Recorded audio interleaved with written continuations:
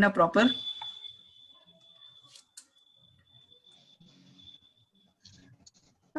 Sir ji. Okay good. So हम लोग electromagnetic waves पढ़ रहे थे और उसमें कहाँ तक किया था, क्या बाकी रह गया था मुझे आप बताइए, और क्या क्या कर लिया था?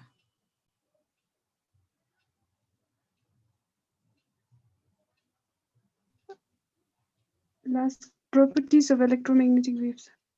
ओके कहाँ तक किया था, क्या बाकी था? Last Last density. Density of EM wave कराया था। डेंसिटी क्या आया था आपका? E square Yes, sir. R M S into epsilon not आया था। क्या आया था?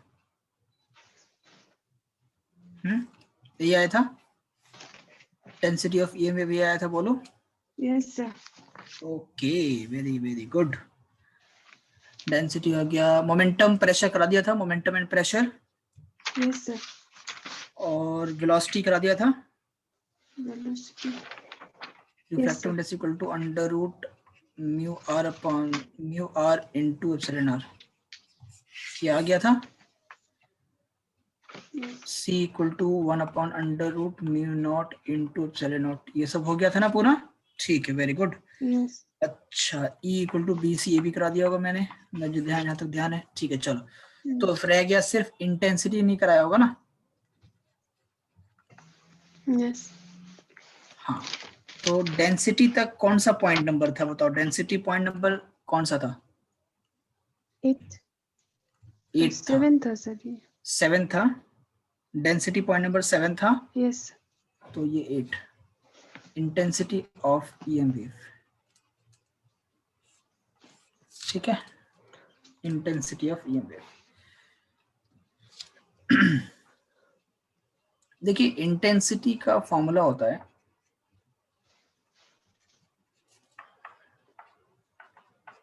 Equal to the power upon area. Intensity का फॉर्मूला है पावर अपॉन एरिया। ठीक, पावर अपॉन एरिया। इसको ऐसे याद रखो कि आप अगर मान लो, जैसे आपसे पूछता हूं कि आप अगर पढ़ाई खूब करोगे, पढ़ाई की इंटेंसिटी खूब बढ़ा दोगे, तो डेफिनेटली आप पास कर जाओगे, चाहे कोई सा भी एग्जाम हो। ओके, सो इट मींस कि the intensity of something will get you pass. Okay, power upon area. अच्छा बेटा, पावर का फॉर्मूला क्या होता है? You know power, power is equal to energy upon time, होता नहीं होता? Yes. हाँ, तो power is energy upon time upon area A. It means I can be written as E upon A T, है ना? Yes. बेटा केमिस्ट्री में पढ़ा होगा आपने कि एनर्जी इन प्लैंक्स कांस्टेंट पढ़ा होगा, E इज इक्वल टू था N into H into F, पढ़ा?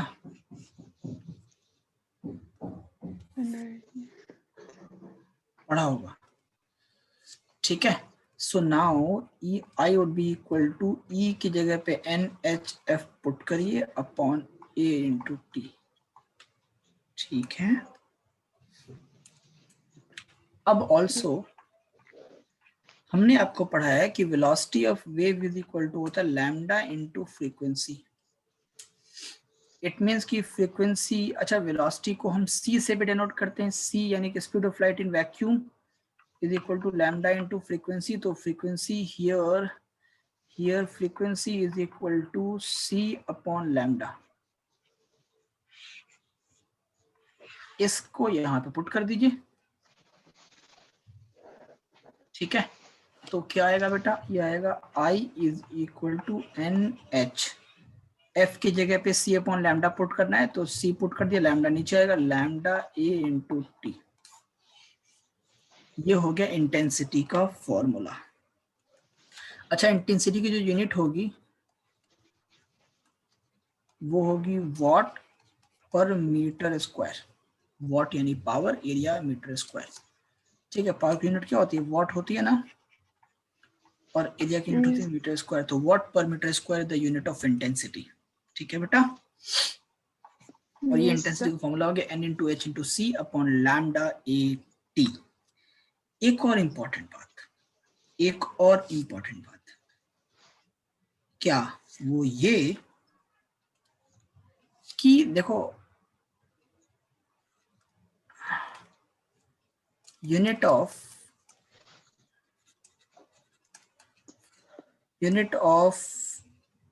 Intensity is what per metre square, यानी कि वॉट अपॉन मीटर स्क्वायर। ठीक है, अच्छा वॉट क्या होता है बेटा, वॉट यानी कि जूल, क्या बोलते हैं कि जूल पर सेकंड।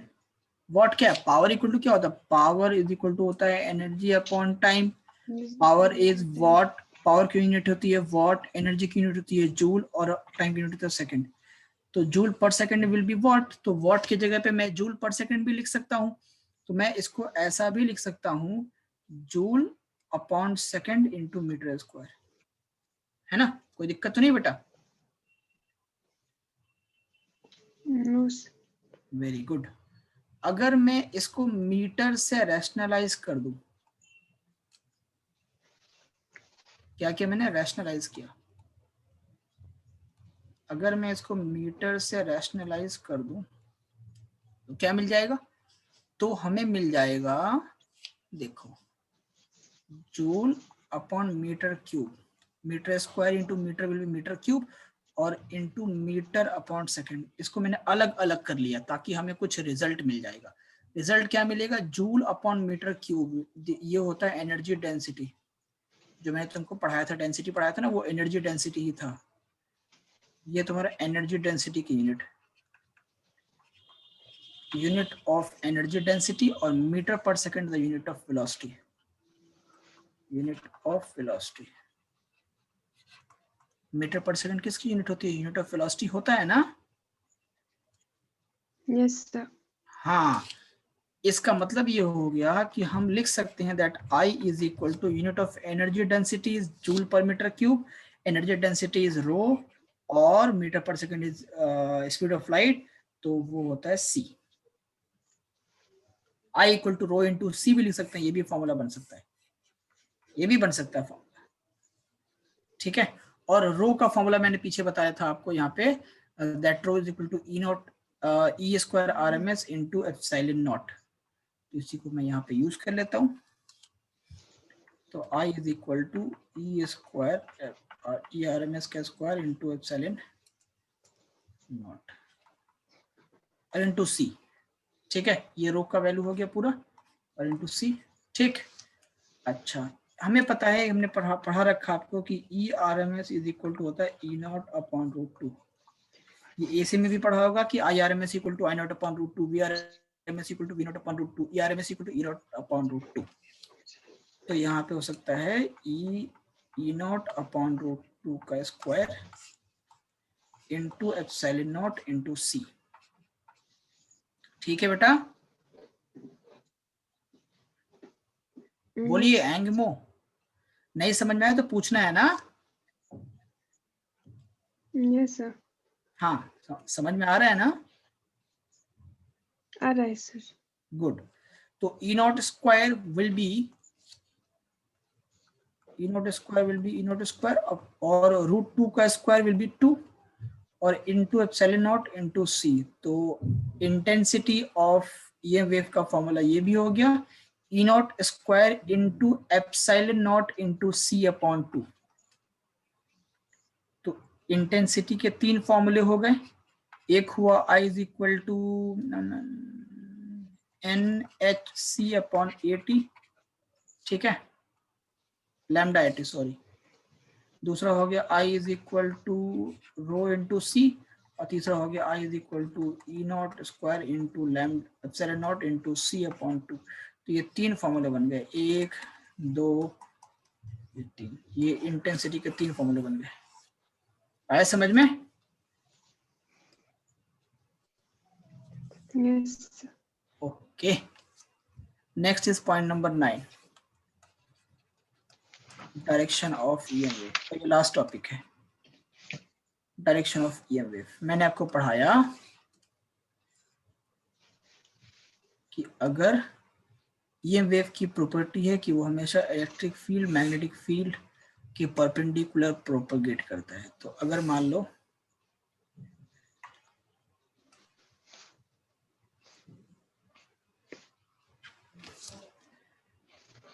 Direction of EM. ये आपका इलेक्ट्रिक फील्ड है, ये आपका मैग्नेटिक फील्ड है,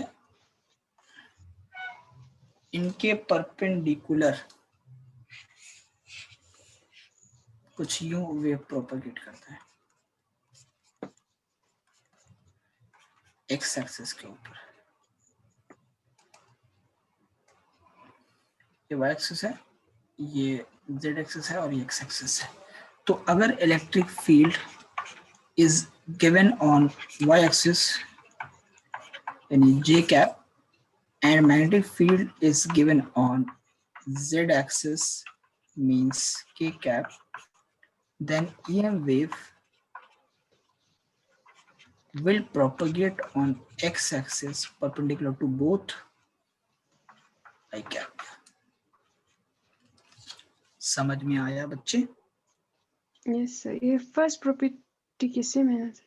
First property. हाँ ये ऐसे ही है। तो डायरेक्शन और प्रोपगेशन एक ही चीज समझ लो कि काइंड ऑफ Yes, sir. इतना ही था EM wave पढ़ना। Questions कैसे आता है sir इसमें?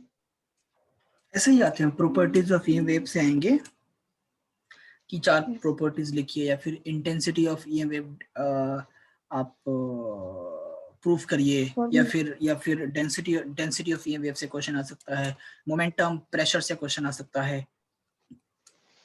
छोटे छोटे क्वेश्चन 2-3 नंबर का आता है, इससे ज्यादा नहीं आता। बोर्ड में 2 से 3 नंबर का आता है EM वेव से, बस 100 नंबर में से, Okay. है ना। चलो नेक्स्ट चैप्टर स्टार्ट करें, ऑप्टिक्स। Yes, sir. रे Optics. ऑप्टिक्स, रे ऑप्टिक्स, ठीक है।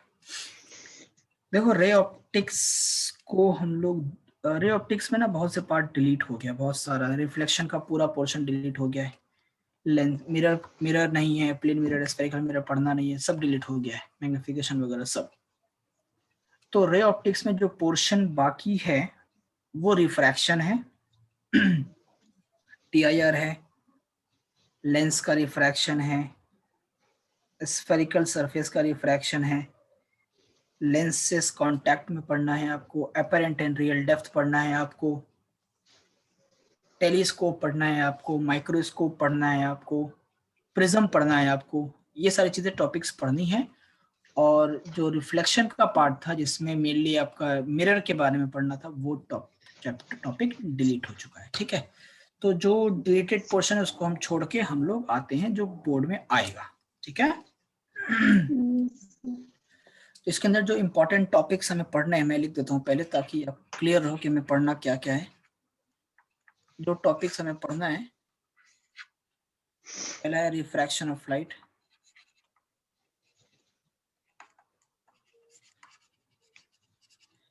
अब रिफ्रैक्शन ऑफ लाइट में इसका डेफिनेशन, रिफ्रैक्शन कैसे होता है, क्यों होता है, एंगल, लॉज ऑफ रिफ्रैक्शन, ये सारी चीजें हम लोग इसमें डिस्कस करेंगे, ठीक। इसमें रेक्टेंगुलर ग्लास स्लैब भी पढ़ा दूंगा मैं आपको। टोटल इन, अच्छा रिफ्रैक्शन ऑफ लाइट, इसके बाद फिर कॉन्सेप्ट ऑफ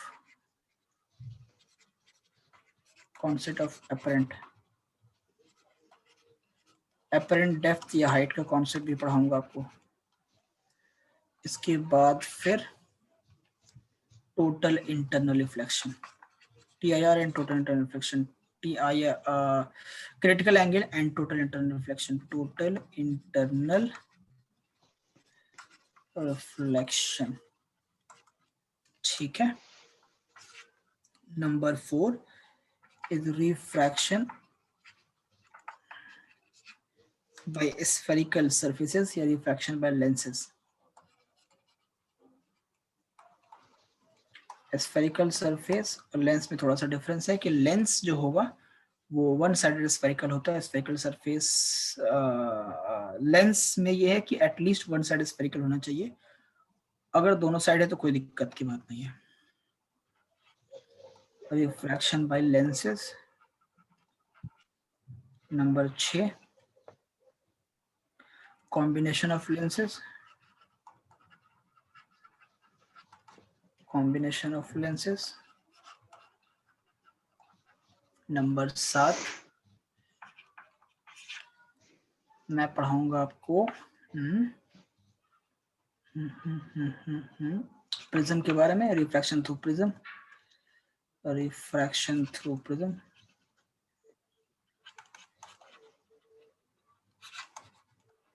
जिसमें डेविएशन, मिनिमम डेविएशन वगैरह सब आएगा। एंड उसके बाद मैं पढ़ाऊंगा आपको कंपाउंड माइक्रोस्कोप, कंपाउंड माइक्रोस्कोप, उसके बाद मैं आपको पढ़ाऊंगा एस्ट्रोनॉमिकल टेलीस्कोप,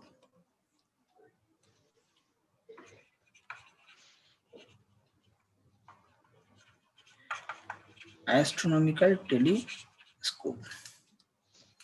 ये कुछ चुनिंदे टॉपिक्स हैं जो हमें पढ़ना है रे ऑप्टिक्स के अंदर, ठीक है बेटा। इसका हाफ पार्ट डिलीट हो चुका है, इसलिए वो पार्ट हम डिस्कस नहीं करने जा रहे हैं, सीधा हम लोग रिफ्रैक्शन पे ही आएंगे, रिफ्लेक्शन को छोड़कर। अब इस चैप्टर से अगर मैं क्वेश्चंस बताऊं आपको कि किस किस कितने कितने नंबर के आते हैं, कितने क्वेश्चंस पिछले 10 साल में पूछे गए हैं, तो इस क्वेश्चन में 1 मार्कर भी, इस चैप्टर में 1 मार्कर भी पूछा गया है, 2 मार्कर भी पूछा गया है, 3 मार्कर भी पूछा गया है और 5 मार्कर भी पूछा गया है। पिछले 10 साल में 1 मार्कर के करीब 8 क्वेश्चन पूछे गए हैं। इतने टॉपिक्स में अगर मैं इसको, इतने टॉपिक्स को लूं, ये पार्ट 1 है और पार्ट 2 इसका एप्लीकेशन है,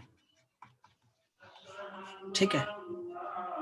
तो अगर मैं इतने 6 टॉपिक्स को लूं तो करीब करीब 1 मार्कर के क्वेश्चन हमारे 8 क्वेश्चन पूछे गए लास्ट 10 इयर्स में।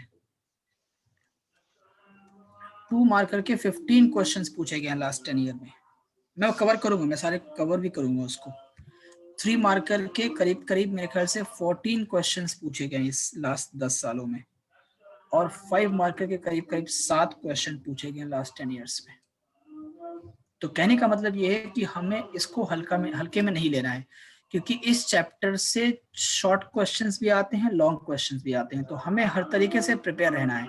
मैं आपको मार्किंग पैटर्न इसलिए बता रहा हूं ताकि आप अलर्ट हो जाओ। ऐसा नहीं करना है कि हम डेफिनेशन छोड़ देंगे या कोई सिंपल सा कोई लाइन लिखा होगा तो उसको छोड़ देंगे, नहीं छोड़ सकते। देखो 1 मार्कर के 8 क्वेश्चन पूछे गए हैं और 5 मार्कर भी पूछे गए 7 क्वेश्चंस। तो लॉन्ग क्वेश्चन के लिए भी प्रिपेयर रहना है इस चैप्टर से, और हमें शॉर्ट क्वेश्चन के लिए भी प्रिपेयर रहना है। क्वेश्चन कैसा भी आ सकता है, ठीक है बेटा। Yes sir. पार्ट टू में अगर मैं बोलूं आपको, तो पार्ट 2 में 1 मार्कर के करीब करीब 8 क्वेश्चन पूछेंगे इसमें भी।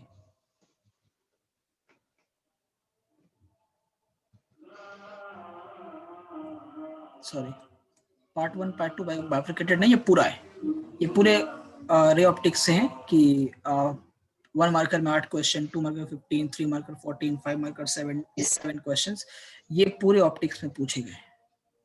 तो हमें हर लेवल के लिए प्रिपेयर रहना पड़ेगा, ठीक है।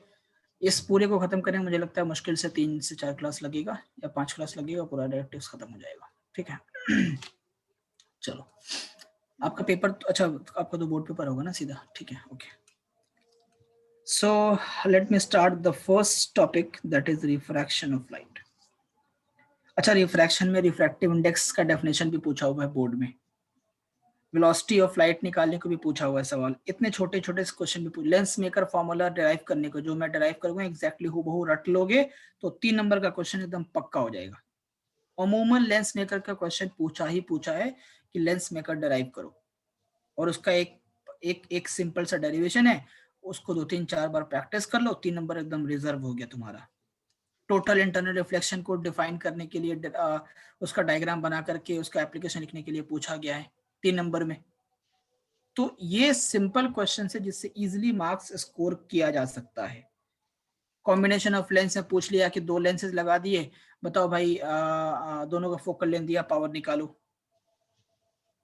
तो बहुत आसान है मार्क्स स्कोर करना इस चैप्टर के अंदर, ठीक है बेटा। इसलिए हम उसी के अकॉर्डिंग तैयारी करेंगे, इसको ना हल्के में लेंगे ना ही बहुत ज्यादा लोड लेने की जरूरत है, इतना भी मुश्किल चैप्टर ये है नहीं, ठीक है। So let me start the first topic that is refraction of light. देखो ऑप्टिक्स ना असल में अगर पूरे ऑप्टिक्स की बात करें तो ऑप्टिक्स 2 पोर्शन में डिवाइड होता है, एक रे ऑप्टिक्स, एक वेव ऑप्टिक्स। वेव ऑप्टिक्स हम लोग आगे पढ़ेंगे, ठीक है। रे ऑप्टिक्स का ये पार्ट है अभी खाली, इसमें अभी वेव में इंक्लूड नहीं कर रहा हूँ। वेव में हम आगे हम लोग पढ़ेंगे, डिफ्रैक्शन वगैरह पढ़ेंगे। वेव में फिर आपको हम पढ़ाएंगे वेव फ्रंट के बारे में, सारी चीजों के बारे में पढ़ाएंगे, लेकिन वो अलग ही कंटेंट है, अलग ही चैप्टर है वो, उसका इससे खास ताल्लुक है नहीं, हालांकि ऑप्टिक्स का पार्ट है। तो पूरे ऑप्टिक्स को अगर मैं देख लूँ ना, अगर पूरा ऑप्टिक्स को मैं देखूं तो तुम्हारे जो बोर्ड एग्जाम में पेपर आएगा तो 25 से 30 नंबर 25 to 30 मार्क्स के क्वेश्चंस ऑप्टिक्स के ही होंगे। तो आप समझ लो कि ऑप्टिक्स कितना इंपॉर्टेंट है।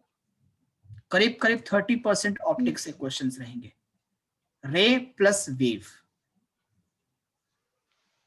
ठीक है। टोटल 15 चैप्टर्स में से हाँ 2 चैप्टर में से 25-30 नंबर का सवाल आते हैं, तो कितना इंपॉर्टेंट है। और सिर्फ यही नहीं, नीट के पेपर में भी, इसलिए गेट प्रिपेयर्ड। हाँ चलो, first let me start refraction of light. क्योंकि बुक 2 में ना बस ये 2 चैप्टर है, रे ऑप्टिक्स और वेव ऑप्टिक्स, थोड़े से लंबे हैं। बाकी सारा ईएम वेव तो मैंने एक क्लास में खत्म करवाया था, थोड़ा सा पार्ट जो रह गया वो मैंने आज करवा दिया। इसके बाद फिर डुअल नेचर है, एटम्स है, न्यूक्लियाई है, सेमीकंडक्टर, कम्युनिकेशन, ये बहुत छोटे छोटे चैप्टर्स हैं, बहुत छोटे। एक क्लास एटम न्यूक्लियर तो एक ही क्लास का चैप्टर है, ठीक है। डुअल नेचर भी एक क्लास का चैप्टर है। हाँ तो बहुत आसान है। Refraction of light, topic is refraction of light. देखिए बेटा, रिफ्रैक्शन ऑफ लाइट आपने पहले भी पढ़ा है क्लास 10th के अंदर, और वहां पे आपने डेफिनेशन पढ़ा होगा कि that when a ray of light goes from one medium to other, हाँ, it bends at the boundary separating the media. यानी कभी भी लाइट रे एक मीडियम से दूसरे मीडियम में कभी भी लाइट रे ट्रैवल करती है। अच्छा एक चीज और है कि यहाँ पे मैं बता रहा हूँ अभी कि एक मीडियम से दूसरे मीडियम, बट ये भी कंडीशन जरूरी नहीं है कि लाइट हमेशा एक मीडियम से दूसरे मीडियम में जाएगी तभी रिफ्रैक्शन होगा। बेसिक बात यह है कि लाइट के पाथ में जब जब मीडियम का जब जब मीडियम की डेंसिटी का चेंज होगा तब तब लाइट रिफ्रैक्ट करेगी। यानी change of medium is not necessary. हालांकि डेफिनेशन में किताब वाले लिखते जरूर हैं कि मीडियम चेंज होगा तो लाइट बेंड करेगी, but what I am trying to say is that कि change of medium is not necessary. अगर मीडियम सेम है और डेंसिटी चेंज होती है तब भी लाइट रिफ्रैक्ट करेगी। फॉर एग्जांपल आपका जो एटमॉस्फेरिक रिफ्रैक्शन है, क्लास 10th में पढ़ा होगा, एटमॉस्फेरिक रिफ्रैक्शन, लाइट जब एटमॉस्फेयर में एंटर करती है तो एयर की डेंसिटी बहुत कम होती है, और जैसे जैसे हम सरफेस के करीब आते हैं एयर की डेंसिटी बढ़ती चली जाती है। तो when light enters the atmosphere it encounters the air medium with lower density, and when light reaches the surface of the earth it encounters the same air medium with greater density. So in the same medium air ही है, atmosphere के top surface से लेके earth surface तक air ही है, एक ही medium है, लेकिन डेंसिटी बदल रही है, इस वजह से लाइट रिफ्रैक्ट होती है हर लेवल पे। जब जब डेंसिटी बदलेगा लाइट रिफ्रैक्ट होगी, और after getting refracted multiple times the light rays reaches to us। और इसी वजह से हम कई सारे फिनोमिनन्स देखते हैं अपने एटमॉस्फेयर में, जैसे twinkling of stars, apparent position of star, ये सारी चीजें आपके एटमॉस्फेरिक रिफ्रैक्शन की वजह से होती है। यानी कि it is not necessary that medium should be changed to light get refracted. The basic thing is that density should change. एक ही मीडियम में, सपोज फॉर एग्जांपल मान लो हमने एक ऐसा सिस्टम बनाया कि जिसमें पानी है एक बकेट के अंदर और उस बकेट में मड वाटर भी है और डिस्टिल्ड वाटर भी है, ठीक है। मैंने मड वाटर को नीचे रखा, डिस्टिल्ड वाटर को ऊपर रखा, ऐसा कुछ मैकेनिज्म बनाया हमने, ठीक है। तो अब वो लाइट जब उस मड वाटर डिस्टिल्ड, पहले लाइट ऊपर से टॉर्च चलाओगे तो लाइट पहले डिस्टिल्ड में जाएगी फिर नीचे मड में जाएगी। तो लाइट जब डिस्टिल्ड से मड में जाएगी, हालांकि दोनों वाटर ही है, लेकिन डिस्टिल्ड की डेंसिटी कम होगी, मड की डेंसिटी ज्यादा होगी, तो light will get refracted into the same medium. मेरी बात आप समझ रहे हो बच्चे?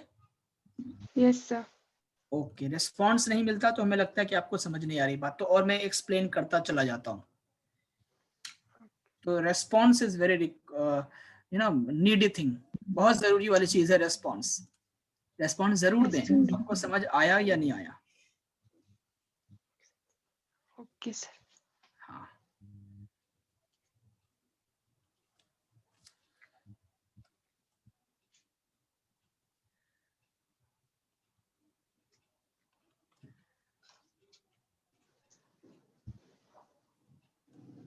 जैसे कहते हैं ना कि अच्छा पढ़ाई के लिए अच्छा नॉलेज होना जरूरी है। कोई अच्छा तभी पढ़ा सकता है जब उसके पास अच्छा नॉलेज हो, और साथ में मैं कहता हूँ कि अच्छा नॉलेज के साथ साथ में अच्छा पढ़ाने के लिए अच्छा रेस्पॉन्स भी चाहिए।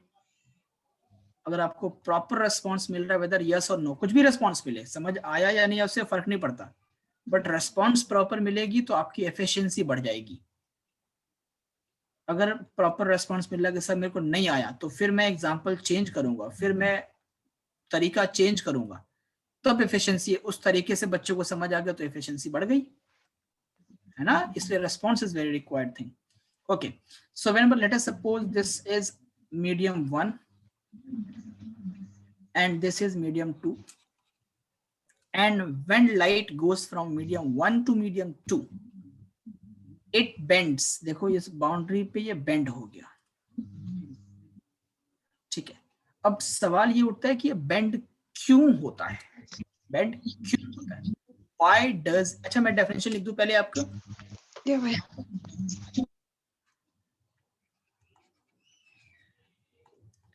when a light ray goes from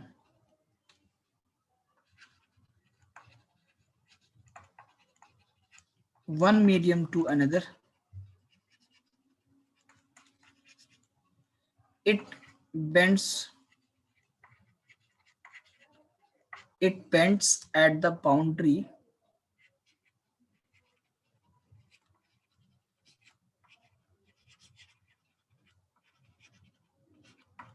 separating the two media। It bends at the boundaries separating the two media। Two बोले तो दूसरा नहीं, टू बोले तो दोनों, separating the two media, media बोले तो मीडियम का प्लूरल है मीडिया। दिस फिनोमिना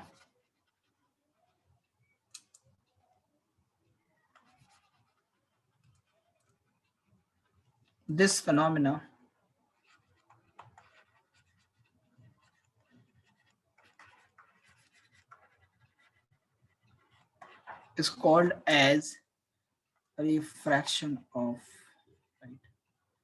इस फिनोमिना को रिफ्रैक्शन कहते हैं, ठीक है। What is the cause of refraction? Cause of refraction is change of speed। when speed changes refraction occurs, and speed changes because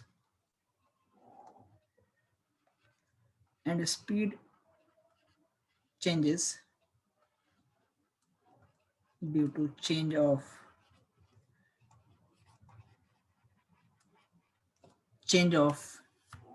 optical density of the medium।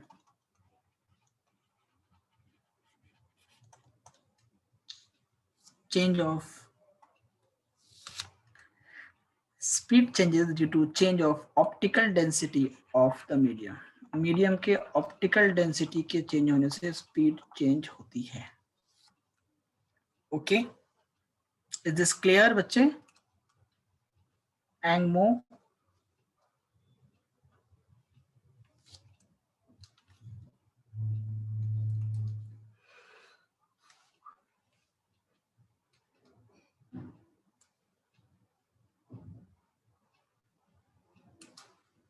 Is this clear बच्चे? Sir मैं left हो गई थी sir. आप left हो गई थी? अच्छा अच्छा अच्छा अच्छा, ओके। यस होने के बाद शायद मैंने कुछ नई चीज नहीं बताई, मैंने लिखा है सिर्फ, आप नोट करिए इसको जो मैंने लिखा है। आप नोट करते हो या स्क्रीनशॉट लेते हैं? अभी स्क्रीनशॉट ले ली थी। हाँ स्क्रीनशॉट ले नोट लीजिए, भी वेरी करती गुड। हूँ। हाँ ठीक है, स्क्रीनशॉट ले लीजिए।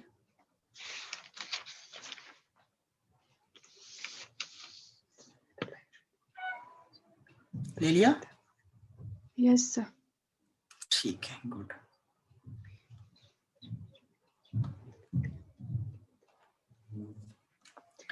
तो क्वेश्चन ये राज होता है कि स्पीड चेंज क्यों होता है जब मीडियम एक मीडियम से दूसरे मीडियम में जाते हैं, तो लाइट की स्पीड क्यों चेंज होती है? इसके पीछे सॉरी, लाइट बेंड क्यों होती है? क्वेश्चन है कि लाइट बेंड क्यों होती है, रिफ्रैक्शन क्यों होता है? तो रिफ्रैक्शन होता है स्पीड चेंज होने की वजह से, ठीक है। तो स्पीड चेंज होने की वजह से रिफ्रैक्शन क्यों होता है, ये भी सवाल है।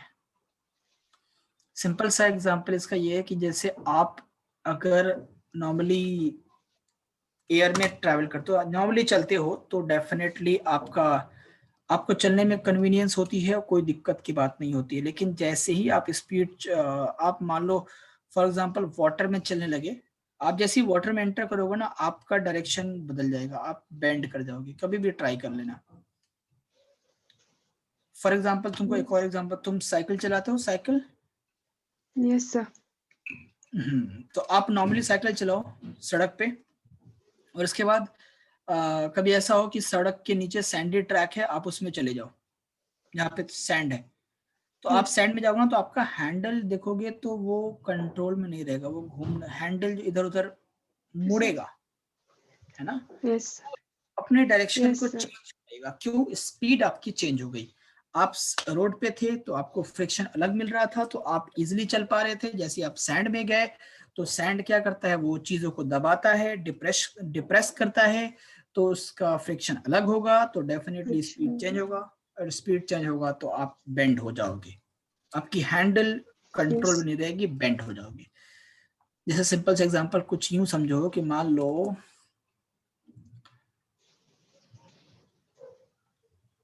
इस तरीके से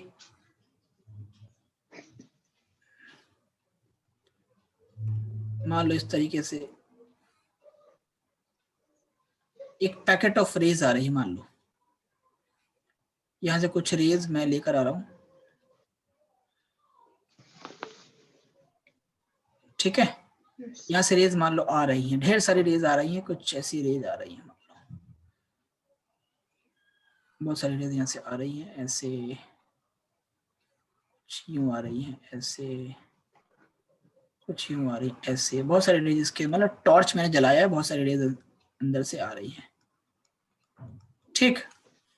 जब ये वाले रे का पार्ट यहाँ पहुंचा है, ये वाला रे अभी भी यहाँ पे है, ठीक। अब मैं नेक्स्ट 5 सेकंड की बात करूंगा,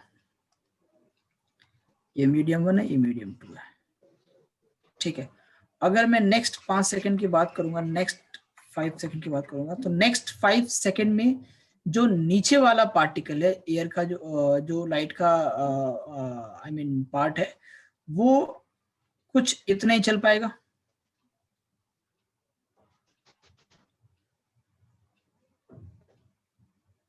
ठीक है। और जो ऊपर वाला पार्ट है वो अगले 5 सेकंड में कुछ इतना चल लेगा, ठीक है। एक कम दूरी चल पाया, एक ज्यादा दूरी चल पाया। रीजन क्या है कि एक लोअर आई मीन एक की स्पीड कम हो चुकी है, एक की स्पीड ज्यादा है। मीडियम 2 में जैसी जो दूसरा ये वाला पार्टिकल आया, उसकी स्पीड कम हो गई, तो ये कम डिस्टेंस चल पाया। मीडियम 1 में अभी भी वो पार्टिकल है, तो उसकी स्पीड ज्यादा है, तो वो ज्यादा डिस्टेंस चल पाएगा। अब क्या होगा कि अब ये दोनों इनको तो ये तो स्ट्रेट ही थे, राइट, स्ट्रेट ही चलेगी ना, तो अब यहां से ये दोनों स्ट्रेट चलेंगे।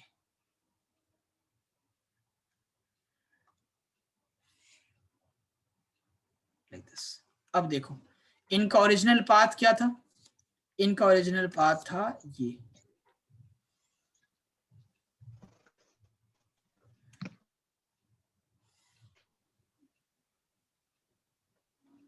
इनको जाना था इधर, लेकिन देखो अपने पाथ से बेंड हो गए। So whenever speed changes bending is must, जब भी स्पीड चेंज होगी तो बेंडिंग होगा ही होगा। ठीक है, तो लिख देता हूं मैं, this is Y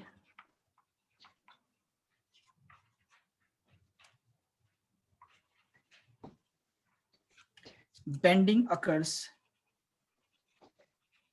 on changing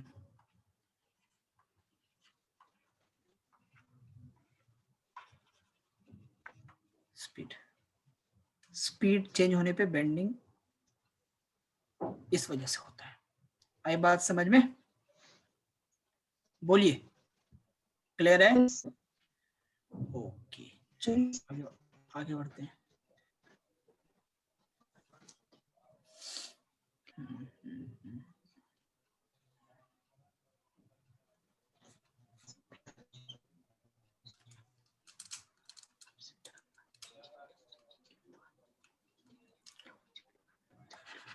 जिस मीडियम की डेंसिटी कम होती है, medium of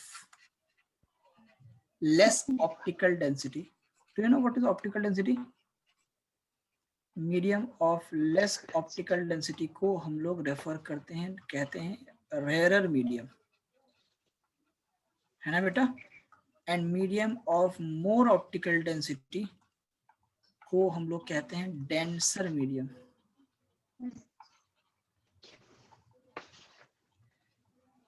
less optical density के मीडियम को रेयरर मीडियम कहते हैं, मोर ऑप्टिकल डेंसिटी के मीडियम को डेंसर मीडियम कहते हैं। क्या कहते हैं? Denser medium. ठीक है, कोई दिक्कत? ठीक है, ओके। अब कभी भी लाइट रे, अब कभी भी लाइट रे एक रेयरर मीडियम से डेंसर मीडियम में ट्रेवल करेगी तो light always bends towards the normal. Light always bends towards the normal.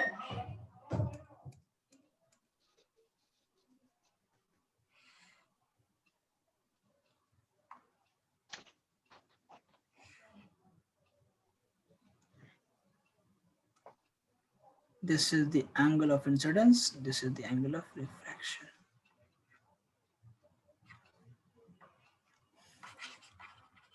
Rarer to denser. ठीक है बेटा, ये नॉर्मल है। इस केस में एंगल आई की वैल्यू ज्यादा होती है एंगल आर से। ठीक है, हाँ, इस केस में light bends towards the normal.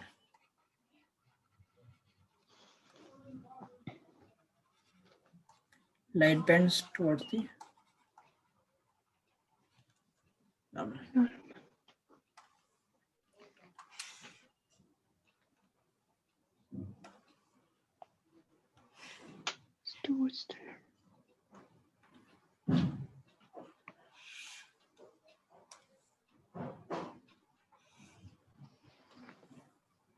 और जब कभी भी लाइट रे डेंसर से रेयर में जाती है तो light bends away from the normal.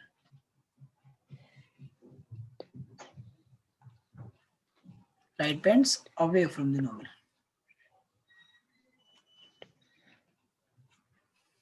ये एंगल I, ये एंगल R।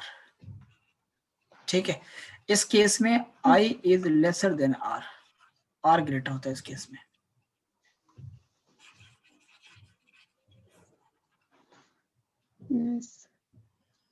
ठीक है बच्चे, एंड इस केस में light bends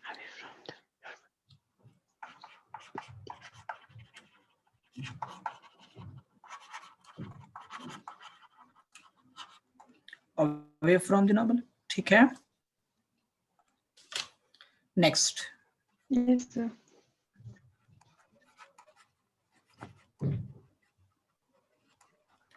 Laws of refraction. दो लॉज होते हैं. पहला क्या होता है? इंसिडेंट रे, रिफ्रैक्टेड रे,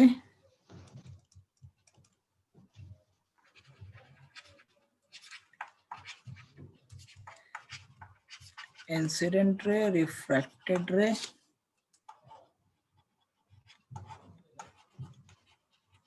and normal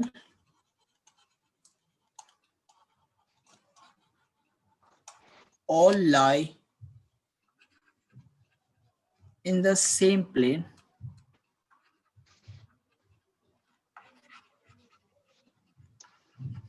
at the point of incidence. At the point of incidence. ठीक. लॉ नंबर 2 को हम लोग स्नेल्स लॉ कहते हैं बेटा. और स्नेल्स लॉ क्या है? That ratio of sine of angle of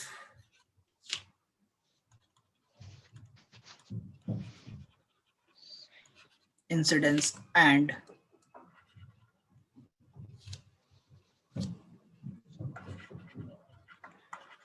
sine of angle of refraction. Ratio of sine of angle of incidence and sine of angle of refraction is equal to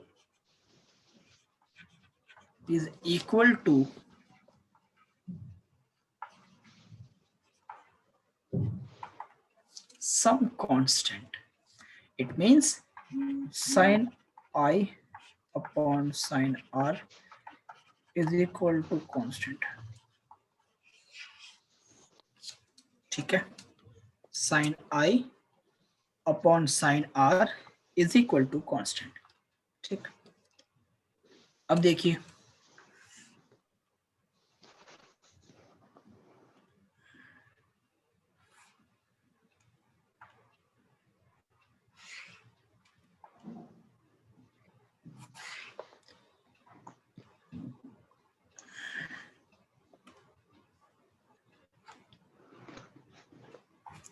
ये I, ये R, normal N, ये refracted ray R. This is refracted ray. इसको R से denote करते हैं. This is incident ray. इसको IR से denote करते हैं. ठीक. Okay. In this case,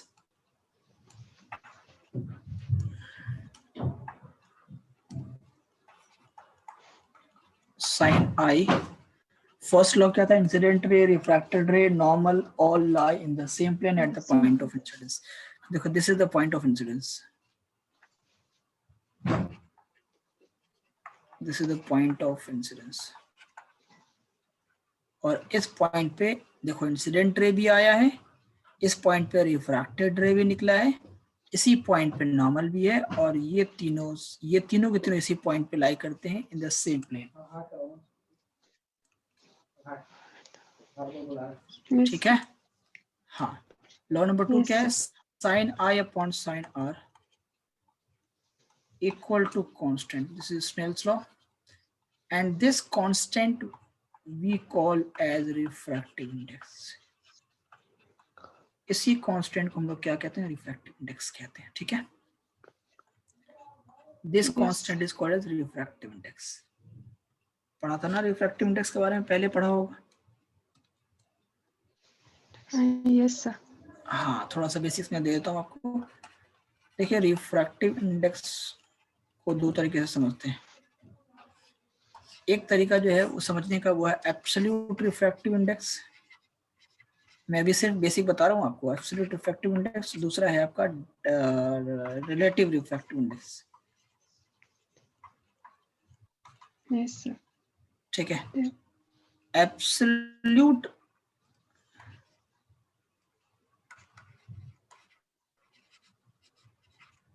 absolute refractive index का मतलब है, देखो रिफ्रैक्टिव इंडेक्स को हम या तो म्यू से डिनोट करते हैं या एंड से डिनोट करते हैं। आपकी बुक में एनसीईआरटी में एंड से डिनोट किया हुआ है, ठीक है, तो मैं एन ही यूज करता हूं, ठीक। Yes sir. तो absolute refractive index n is equal to होता है c अपॉन v। जब लाइट किसी एक मीडियम से एयर में जब लाइट रे एयर से किसी एक मीडियम में जाए, जब लाइट रे किसी भी मीडियम में एयर से होके जाती है, एयर से किसी दूसरे मीडियम में जाती है, तब जब हम रिफ्रैक्टिव इंडेक्स निकालते हैं, एब्सोल्यूट। तो एयर तो हमेशा डेंस रेयरेस्ट ऑफ ऑल है यस ना, सबसे यस सर। सबसे रेयर मीडियम एयर है। तो ऐसे केस में जो speed of light in air होती है उसको हम c से डिनोट करते हैं, और speed of light in, speed का सिंबल v होता है, तो किसी भी मीडियम की बात करेंगे तो v बात करेंगे, लेकिन एयर की बात करेंगे स्पेसिफिकली तो c से डिनोट करेंगे, वो स्पेसिफिक कंडीशन है, ठीक। तो रिफ्रैक्टिव इंडेक्स ऑफ मीडियम 2, क्योंकि मीडियम 2 का रिफ्रैक्ट, लाइट रिफ्रैक्ट मीडियम 2 में, यानी कि मीडियम में हो रही है, एयर में तो हो नहीं रही है, लाइट रिफ्रैक्ट मीडियम में हो रही है, तो मीडियम के रिफ्रैक्टिव इंडेक्स निकालनी है तो c अपॉन v। क्या? c upon v। ऑलवेज, ये मीडियम वाटर हो सकता है, ये मीडियम ग्लास हो सकता है, डायमंड हो सकता है, कोई भी XYZ मीडियम हो सकता है, ये कोई दिक्कत की बात नहीं है। क्लियर है बेटा? Yes sir. ओके। अगर आपकी क्लास तो नहीं है अभी? नो सर, नहीं है सर। अच्छा, अगर मैं रिलेटिव रिफ्रैक्टिव इंडेक्स की बात करूंगा तो किसी भी एक मीडियम के रेस्पेक्ट में दूसरे मीडियम के जो रिफ्रैक्टिव इंडेक्स होगा वो रिलेटिव रिफ्रैक्टिव इंडेक्स होगा। refractive index of any medium, refractive index of any medium with respect to, refractive index of any medium with respect to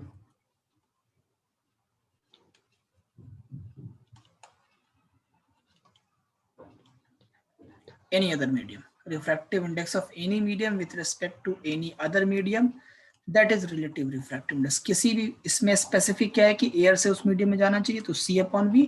तो यहाँ पे क्या होगा, मान लो यहाँ पे दो मीडियम है, मान लेते हैं ये आपका मीडियम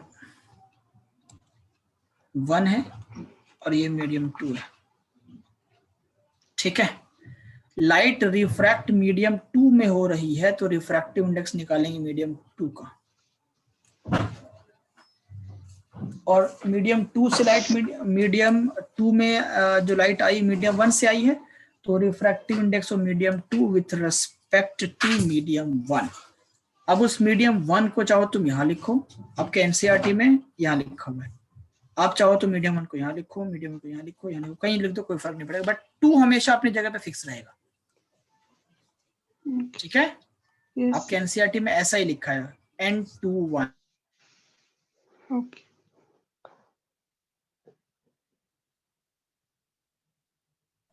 N2 मतलब क्या हुआ, refractive index of medium 2 with respect to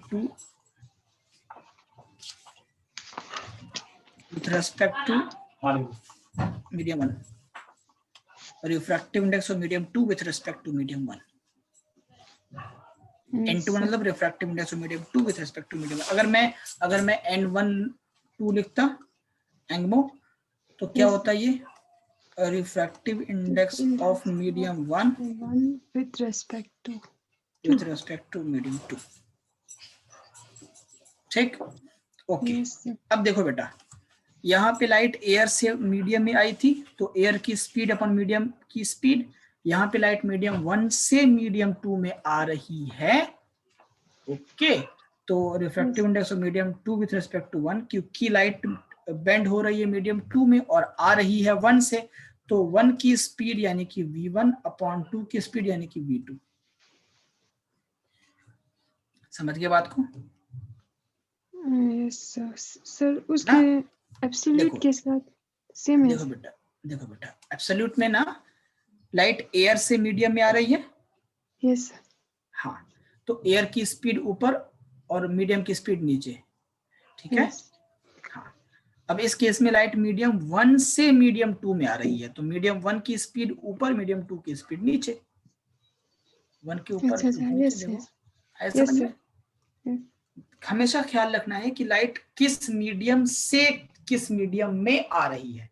जिस मीडियम से आएगी उसकी स्पीड ऊपर, जिस मीडियम में जाएगी उसकी स्पीड नीचे।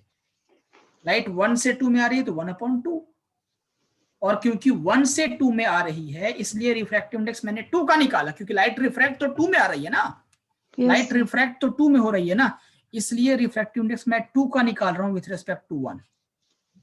यस अगर ऐसा होता, मुझे बोला जाता आप रिफ्रैक्टिव इंडेक्स ऑफ 1 निकालो विथ रिस्पेक्ट टू 2, तो क्या लिखता मैं?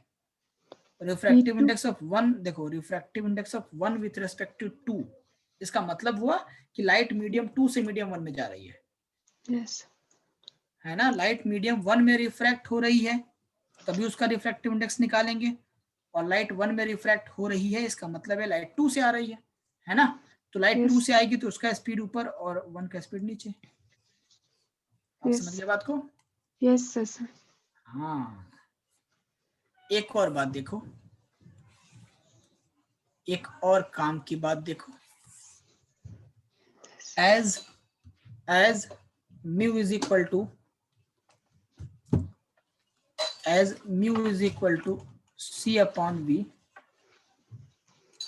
तो म्यू नहीं, हमने एन लिखा था ना आपके एनसीईआरटी में 12th क्लास में, एन लिखा हुआ है तो मैं एन लिखता हूँ, ठीक है। N is equal to C upon we, तो कोई मीडियम वी है तो मैंने सी अपॉन वी लिखा। अगर मीडियम वी वन, कोई मीडियम वन होता तो उसके लिए n upon N one is equal to C upon v one लिखता, है ना। यस हाँ, यहाँ पे मान लो ये एयर है और यहाँ पे कोई मीडियम वन है, कोई भी मीडियम, वाटर हो सकता है, ग्लास, कुछ भी हो सकता है ना। और यस अगर मीडियम टू होता तो N two upon c upon we two, कोई दिक्कत तो नहीं है। नो यहाँ से अगर आप निकालोगे v one equal to C upon N one होगा, यहाँ से निकालोगे v two is equal to C upon N two होगा, ठीक है। तो वी वन आ गया, वी टू आ गया। अब इस वी वन वी टू को यहाँ पुट कर देते हैं।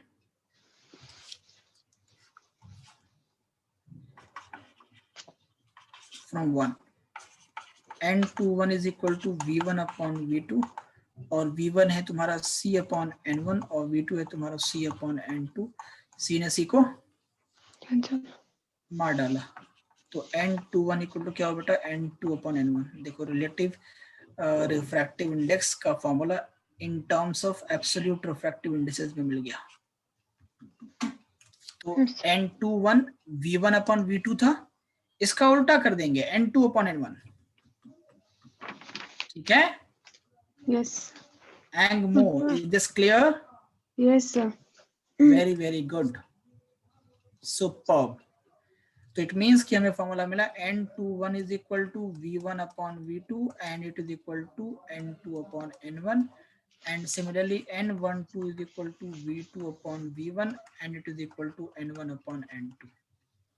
जो ये सीक्वेंस है ना, वही सीक्वेंस इसका रहेगा 2 upon 1, 1 2 तो 1 upon 2, और वेलोसिटी का उल्टा होता है, ठीक है। याद रहेगा फॉर्मूला आपको ये? Yes sir. इतना ही पढ़ते हम लोग आज, नेक्स्ट क्लास में concept of real apparent depth वगैरह पढ़ेंगे, ठीक है। Yes sir. Okay, that's all for today. हाँ बोलिए। सर कल क्लास लोगे सर? नहीं, कल मतलब नेक्स्ट क्लास, सैटरडे को सर? हाँ नेक्स्ट क्लास, ठीक है। कल सैटरडे को सर? हाँ मतलब कल, मतलब नेक्स्ट क्लास अब कल होगी या मंडे को होगी, वो निष्कर्ष सर आपको बताएंगे, फुली मंडे को होगी, सर। ठीक कल है। नहीं मंडे कल ले को लूँ हो, सर क्लास? कल नहीं लूं? कल ले लूँ। आप क्या कहना चाह रहे हो, कल लूं या नहीं लूं? कल लो सर। नहीं लूं, ओके नहीं लो लूंगा कल, ठीक है। लो ठीक है, कल नहीं लूंगा, सर। ठीक है। ठीक है। कल ले लो सर जी। अच्छा, लेने के लिए आप कह रहे हो, क्यों, कोई खास बात है बताओ। सर सिलेबस कंप्लीट नहीं हो रहा है सर। हाँ, स्कूल सिलेबस रीओपन कंप्लीट। होना। स्कूल रीओपन कब से हो रहा है बेटा? मार्च में हो रहा है सर, फर्स्ट सेकेंड वीक में। अच्छा, आप कहाँ पे हो अभी? दिल्ली, आप ले में हो, कहाँ हो? ले में। ले में पढ़ते हो, अच्छा ओके। तो सीबीएसई बोर्ड ही है ना आपका, मई में पेपर होगा ना? यस सर, ओके, तो क्या परेशान होते हो फिर आप? रिवीजन भी करना है ना सर अप्रैल में तो। अच्छा अच्छा, नहीं मैं बहुत फास्ट करा दूंगा, आप परेशान मत हो, बहुत फास्ट करा दूंगा मैं आपको, बहुत फास्ट। रे ऑप्टिक्स मैं 4-5 क्लास में खत्म कर दूंगा, हालांकि 4-5 क्लास का है नहीं।